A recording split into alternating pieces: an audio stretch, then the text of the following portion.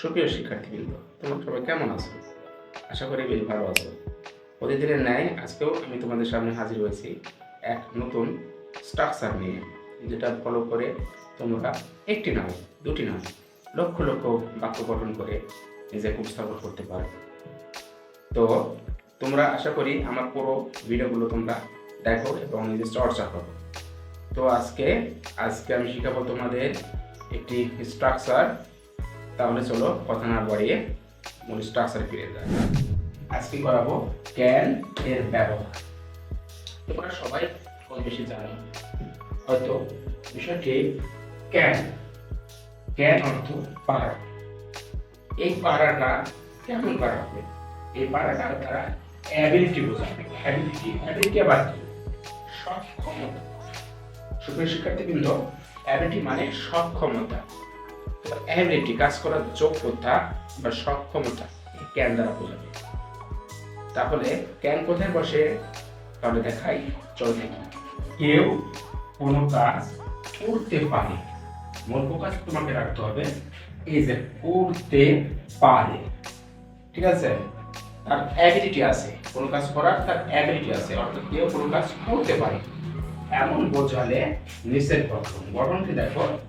প্রথমে তোমাকে নিতে হবে সাবজেক্ট নিতে হবে, তারপরে মডাল ভার্ব ক্যানটা নিতে হবে, তারপরে ক্যানের পরে ভার্বের বেস ফর্ম বসে, তারপরে অবজেক্ট বসে, তারপরে এক্সটেনশন বসে। এই স্ট্রাকচারটা ফলো করতে হবে তোমাকে, করে লক্ষ লক্ষ বাক্য গঠন করতে পারবে ইনশাআল্লাহ। চলো উদাহরণের মাধ্যমে বিষয়টি তোমাদের ক্লিয়ার করি। দেখো উদাহরণ, তুমি হাঁটতে পারো। অর্থাৎ তোমার তুমি হাঁটতে পারো, তার অ্যাবিলিটি আছে, তোমার সক্ষমতা আছে। তাহলে দেখো গঠনের সাথে স্ট্রাকচারের সাথে মিলাই তোমাদের দেখাই দিই। প্রথমে তুমি কি নিবে? সাবজেক্ট নিবে। এখানে সাবজেক্ট কোনটা? তুমি ইংরেজি কি নিব? দেখো ইউ অর্থ তুমি। তারপরে কি আসবে? এই যে ক্যান মডাল ভার্বটা নিবে। তাহলে ক্যান মডাল ভার্বটা নিলাম, এই যে ক্যান। তারপরে হলো ভার্ব নেব। ভার্ব কোনটা দেখো তো? হাঁটতে পারা, হাঁটার ইংরেজি কি বলা যায়? কি এই যে ওয়াক। খেয়াল করে দেখো ভার্বটা কিন্তু আমি প্রেজেন্ট ফর্ম নিয়েছি, কি ওয়ান নিয়েছি, বেস ফর্ম নিয়েছি। দেন পরের উদাহরণ, বাক্যটা যদি না বোঝাও হয়, বাক্যটা একটা দুটো শব্দ সেটা কিন্তু হবে। তোমাদের একটা বিষয় খেয়াল রাখতে হবে, একটা বাক্য এই চার ভাবে গঠন করতে পারে। একটা affirmative, negative, interrogative, negative plus interrogative. তাহলে প্রথমবার উদাহরণ যেটা ছিল সেটা অ্যাফার্মেটিভ। এবার দেখো নেগেটিভ, সে খেলতে পারে না, এ দেখো না, অস্বীকার প্রকাশ করছে। কারণ নেগেটিভ হলে তার স্ট্রাকচার কি হবে? সেমই থাকবে। প্রথমে সাবজেক্ট নিব, এই যে সাবজেক্ট নিলাম, এই যে সাবজেক্ট সে, এই যে সে ইংরেজি হি। তারপরে ক্যান নিব, এই যে ক্যানের পরে নট দিতে হবে। এই যে নেগেটিভ হওয়ার কারণে ক্যানের পরে কি দেবো? নট দিব। তারপরে পার্ট নেব কোনটা? প্লে। তোমাদের এখানে আমি একটা বিষয় ক্লিয়ার করি, এই যে ক্যান নট এভাবে স্পেস দিয়ে লিখবো না, আর লিখে কি করবো? ক্যান নট হলে এইভাবে একসাথে লিখবো। এটা সঠিক আর এটা কিন্তু সঠিক না, স্পেস থাকবে না। আর এখানে কি থাকবে না, যেমন এখানে স্পেস নাই, এখানে কি স্পেস আছে, এই কারণে এটা রং। তাহলে ব্যাপারটা দেখো, সে খেলতে পারে না, সে ক্যান নট প্লে, সে খেলতে পারে না। এবার দেখো, আমি কি দৌড়াতে পারি? এই যে কি দ্বারা কি বলেছে বলো দেখি বন্ধুরা? প্রশ্ন করা বলেছে। কি দ্বারা প্রশ্ন করা হচ্ছে?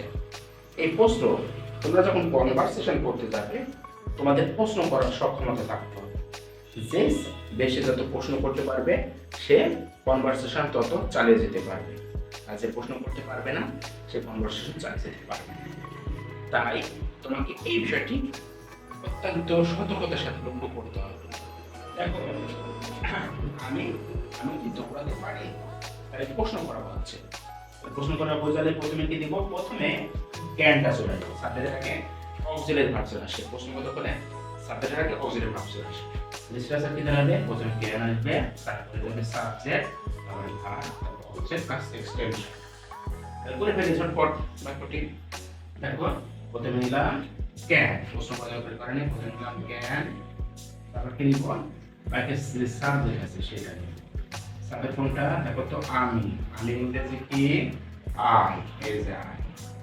তারপরে ভার্ব কোনটা দেখো তো মেন ভার্ব কোনটা দৌড়ান, দৌড়ানোর ইংরেজি কি রান, এই যে রান। আর বাকি শেষে অবশ্যই তোমাকে কি দিতে হবে একটা প্রশ্নবোধক বিন্যাস বিধান চিহ্ন দিতে হবে। এবার আসো বন্ধুরা পরের বাক্যটি দেখো, মা কি কি দ্বারা প্রশ্ন করবো আছে, আর এই যে না দ্বারা কি বলছে না বলবো আছে, অর্থাৎ এটা প্রশ্নবোধক না বোধক, নেগেটিভ প্লাস কি ইন্টারোগেটিভ। চলো এটা করার সময় তোমাকে নেগেটিভ ইন্টারোগেটিভ করার সময় সাহায্যকারী ভাবটা তোমাকে এইভাবে না লিখে একদম শর্ট ফর্মে লিখতে হবে। অর্থাৎ কিভাবে লিখতে হবে, কান্ট, এই যে এভাবে অ্যাপোস্ট্রফি দিয়ে লিখতে হবে কান্ট। এটা বসানো হবে কি কান্ট। তাহলে এটা প্রথম লিখলাম কান্ট, এটা কান্ট। আমরা কি নিব সাবজেক্ট, সাবজেক্ট কোনটা মা, মায়ের লিখে মাদার, কান্ট মাদার। আমরা কি নিব আর কি আর কি এখানে দেখো তো এই যে রান্না, রান্না করার ইংরেজি হলো কুক, এই যে কুক নিলাম, আর হচ্ছে কোনটা ভাত, ভাতের ইংরেজি হলো রাইস। আর তুমি এই স্ট্রাকচারটি ফলো করে বন্ধুরা তোমরা আরো উপকার করতে পারো।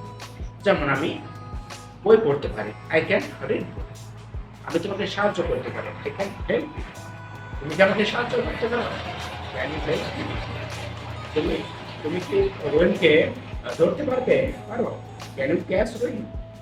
এই ধরনের বাক্য কনভারসেশনে অত্যন্ত গুরুত্বপূর্ণ, তোমাকে অত্যন্ত গুরুত্বপূর্ণভাবে সহযোগিতা করবে।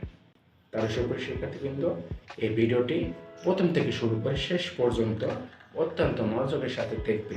আশা করি অনেকেই তোমরা উপকৃত হবে। আজকে এই পর্যন্তই, আগামী ভিডিও দিয়ে তোমাদের আমি নতুন ভিডিও নিয়ে আবার হাজির হব। সে পর্যন্ত ভালো থাকো, সুস্থ থাকো, খোদা হাফেজ।